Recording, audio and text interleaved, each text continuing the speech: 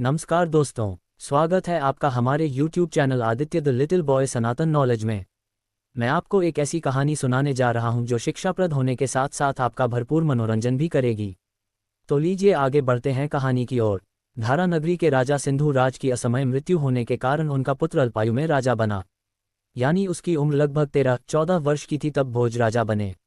भोज अपनी माता को सुबह उठते ही प्रणाम किया करते थे और उनकी माता उन्हें आशीर्वाद के रूप में हर रोज एक ही जवाब देती थी कि बच्चे औरतों जैसा कलेजा मत रखना। राजा भोज यह आशीर्वाद नित्य सुनता था। ऐसे करके 3-4 वर्ष हो गए। एक दिन राजा भोज ने अपनी माँ से पूछा कि है राजमाता, आप मुझे रोज एक ही आशीर्वाद देती हैं, औरतों जैसा कलेजा मत रखना, इसका क्या आशय है? आप मुझे ऐसा आशीर्वाद किस वजह से देती हैं? कृपया मुझे बताएं। राजमाता उसकी यानी राजा भोज की बात टाल देती थी। एक दिन राजा भोज ने हट कर लिया कि है राजमाता, आप मुझे इस आशीर्वाद का आशय नहीं बताओगी तब तक मैं अन्न जल ग्रहण नहीं करूंगा। राजमाता ने उसे कहा कि है भोज, मेरी एक धर्म बहन है राजधोबिन, तुम वहां जाकर उसे इसका आशय पूछ लो।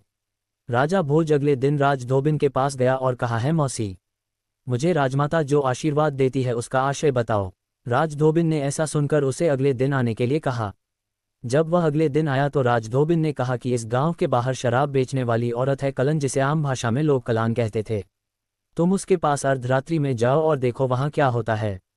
राजा भोज आधी रात होते ही उसे कल्लन के घर गया और उसके पहले जो पॉलनुमा घर जो घर के बाहर बनी हुई थी वह उसमें बैठ गया, क्योंकि वह शराब बेचती थी। एक कोई शराबी ग्राहक उसके घर आया और उसका दरवाजा खटखटाया। इसी समय कलान का बच्चा रोने लगा। कलान को गुस्सा आ गया कि एक तो यह चुप नहीं रहता और ये दूसरा कोई गेट खटखटा रहा है। कलन ने अपने बच्चे का गला दबा दिया और गेट खोलने के लिए आगे बढ़ी। कोई शराबी आया, उसको शराब दी, उसने वहीं बैठकर पी और चलता बना। अचानक ही उसने सोचा कि इसी शराबी की वजह से मैंने मेरे पुत्र को मार दिया और यह जा रहा है, क्यों न हो मैं इसको भी मार दूं। ऐसा विचार करके उसने अपने सिरहाने रखी तलवार उठाई और उसे व्यक्ति का गला काट दिया। उस पौल के मध्य में बैठे राजा भोज की चीखें निकल गई। उसने राजा भोज से कहा कि तू कौन है? चल उठ और इसकी लाश को बोरी में भरपूर यमुना में डाल। डाला नहीं तो तुझे भी इसी तलवार से मार दूंगी। मरता क्या नहीं करता। राजा भोज ने उसकी लाश बोरी में उठाई और यमुना नदी में बहा दी और वहां से राजधोबिन के पास चला गया और राजधोबिन से कहने लगा कि मैं आज और उसे कल्लन के घर जाऊंगा और देखूंगा कि वह अपने बच्चे के बारे में अपने पति को क्या कहती है।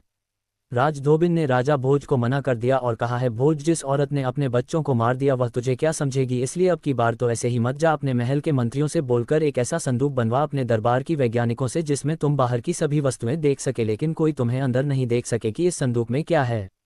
राजा भोज ने कहा, ठीक है मौसी, मैं एक ऐसा संदूक जल्द ही बनवाकर तैयार कर लूंगा। राजा भोज ने एक ऐसा संदूक बनवा लिया जिस संदूक के अंदर बैठे व्यक्ति को बाहर का नज़ारा आराम से दिखाई देता है, लेकिन बाहर वालों को ये पता नहीं चलता कि इसके अंदर क्या है। वह मौसी के पास आ गया। मौसी ने कहा, है भोज, इस संदूक के अंदर बैठ जाओ, और उसने संदूक बंद कर दिया। मौसी संदूक को बनवाकर उठाकर उस कलान के घर ले गई और कहा कि है बेटी, मैं कहीं गांव जा रही हूँ 2 दिनों के लिए, तुम इस संदूक का ख्याल रखना। इसमें राजा महाराजाओं के हीरे जवाहरातों के वस्त्र है।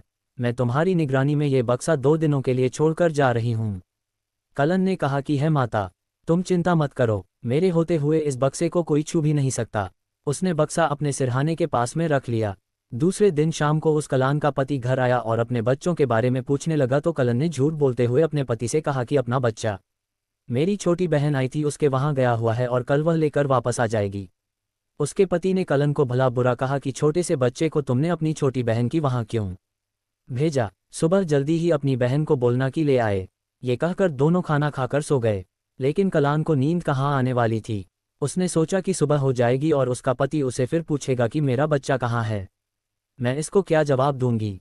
ऐसा सोचते सोचते आधी रात को वह इस निर्णय पर पहुंची कि क्यों ना हो मैं बच्चों के साथ साथ इसको भी मार देती हूँ, ताकि कोई उंगली नहीं उठा सके। ये सोचते हुए उसने तलवार उठाई और अपने पति को एक ही झटके में मार दिया। उसको मारने के बाद में वह सो गई और सुबह 5 बजे उठते ही चिल्लाने लगी कि कोई चोर आया था, ये बाप बेटे अपनी रक्षा नहीं कर सके, लेकिन मैं राजधोबिन के इस संदूक के लिए मैं उनकी सहायता नहीं कर सकी और मेरे बच्चे को और इसको मार दिया। जब ये सूचना राजभवन तक पहुंची तो राजधोबिन दौड़ी आई, क्योंकि उसको पता था कि बक्से के अंदर राजा है। कलन चीखने लगी और कहने लगी, है माता, मैंने आपके बक्से की रक्षा की लेकिन मेरे पति और बच्चे को हत्यारों ने मार दिया। अब मैं जीकर क्या करूंगी, मैं क्षति हो जाऊंगी, अब नहीं जीऊंगी। ऐसा सुनकर राजधोबिन ने वह बक्सा उठाकर अपने घर पर आ गई। जब राज धोबिन ने बक्सा खोलकर राजा भोज को निकाला तो राजा भोज ने कहा कि है मौसी, मैं अब उसके सती होने वाले स्थान पर जाऊंगा और उसे कहूंगा कि तू अपने पति और पुत्र को मारकर क्यों सती हो रही है।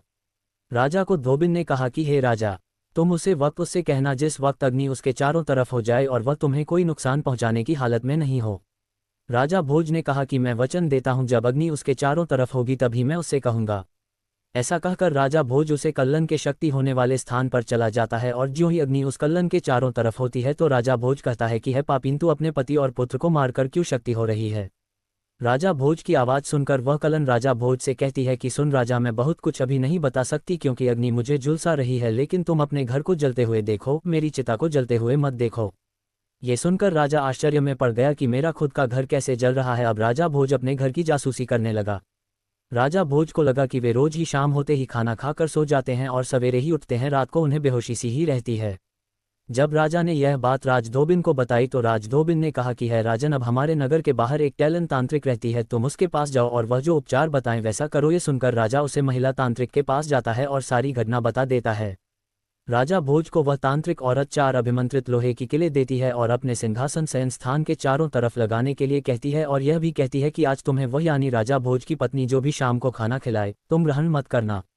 राजा भोज अपने महल की तरफ लौट आता है, शाम का इंतजार करता है और देखता है कि उसकी बीवी स्वयं खाना बना रही है और एक थाल में लेकर आती है और राजा भोज से मनोहार करती है कि है राजन खान ग्रहण कर लो। राजा ने हाँ की मुद्रा में सर हिलाया लेकिन खाना नहीं खाता है और सोने का नाटक करने लगता है। राजा भोज की पत्नी रोजाना की तरह उसको कोई आभास नहीं था और वह देखती है कि राजा सो गया है। वापस स्नान करती है, सज धज कर महल से नीचे उतरने लगती हैं। राजा ने ये देखा तो उसका पीछा करता है। राजा भोज की पत्नी नगर के बाहर निकलती है और राजा उसके पीछे पीछे चोरी चुपके उसे देखता है कि वह कहाँ जाती है। राजा भोज की पत्नी नगर के बाहर एक कुटिया में रह रहे तांत्रिक के पास जाती है और वहाँ शतरंज खेलती है। जैसे ही तांत्रिक और राजा भोज की पत्नी शतरंज खेलने बैठे, तत्काल ही तांत्रिक को पता चल गया कि रानी के पीछे कोई आया है। तांत्रिक ने राजा भोज की पत्नी से कहा कि तुम किसी कुत्ते को साथ लेकर आए हो। रानी कहती है कि मैंने किसी को कोई सूचना नहीं दी है, मैं अकेली ही आई हूँ, क्षमा करें, जो भी आया है उसे कुत्ता बना दो। ये सुनकर तांत्रिक हंसने लगता है कि जो आया है वह स्वयं राजा भोज ही है। वह तांत्रिक क्रिया करके राजा भोज को कुत्ता बना देता है, स्वयं नकली राजा भोज बन जाता है और वापस महल में आ जाता है। तांत्रिक जो कि नकली राजा भोज बने हुए था, वह और राजा भोज की पत्नी आराम से महल में रहने लगते हैं। राजा भोज जो कि तांत्रिक बना हुआ था, उसको पता था कि मैंने राजा को कुत्ता बना दिया है, इसलिए वह सुबह उठते ही अपने सैनिकों से कहता है कि नगर में जितने भी कुत्ते हैं सबको मार दिया जाए। अब क्योंकि उन कुत्तों में एक राजा भोज भी कुत्ता बना हुआ था, वह दौड़ता हुआ नगर की उस महिला तांत्रिक के पास जाकर दुम हिलाने लगता है। महिला तांत्रिक को पता चल जाता है कि यह राजा भोज ही है। तुरंत ही वह अपने तांत्रिक चिमटे से उसको मोम की मक्खी बनाकर दीवार पर चिपका देती है। इधर सैनिक सभी कुत्तों को मार देते हैं, एक भी कुत्ता नहीं बचता है। तांत्रिक और राजा भोज की पत्नी आराम से रहने लगते हैं, परंतु तांत्रिक को शासन करना तो आता नहीं था, प्रजा को वह तकलीफें देता है, अनेक प्रकार के कष्ट देता है, कर बढ़ा देता है। एक दिन वह शतरंज खेल रहा था तो उसको ये पता चला कि राजा भोज अभी तक जीवित है। तो उसने राजा भोज की पत्नी से कहा कि अभी तेरा पति जीवित है और वह मुझे मारने की कोशिश भी कर सकता है। नगर की उस महिला तांत्रिक ने तुरंत ही मोम की मक्खी को वापस जीवित कर राजा में बदल दिया और कहा कि है राजन, अब आपकी प्रजा राजा के रूप में स्वीकार नहीं करेगी क्योंकि आपका हमशक्ल अभी सिंहासन पर बैठा है और वह सैनिकों से आपको मरवा देगा, इसलिए तुरंत ही राज्य छोड़कर किसी दूसरे राज्य में शरण ले लो और मौका देखकर इस तांत्रिक पर हमला करना। ये कहते ही राजा भोज दूसरे नगर में चले गए।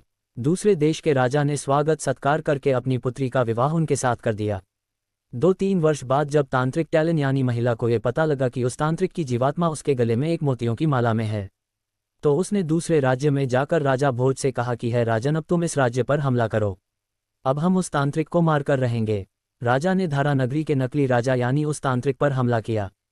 घनघोर लड़ाई होने लगी और टैलन ने इशारा किया कि राजा इसकी मोतियों की माला तोड़ दो। जैसे ही राजा भोज ने उस तांत्रिक के मोतियों की माला तोड़ी, माला बिखरकर जमीन पर मोती गिर गए। तत्काल ही टैलन ने हंस का रूप धारण करके उन मोतियों को घटक लिया। ऐसा करते ही तांत्रिक की सांस खत्म होने लगी और वह मर गया। दोस्तों, राजा भोज ने तांत्रिक को मारकर वापस धारा नगरी का राज्य ग्रहण किया। इस कहानी से तिरिया चरित्र के कई रूपों के बारे में पता चलता है।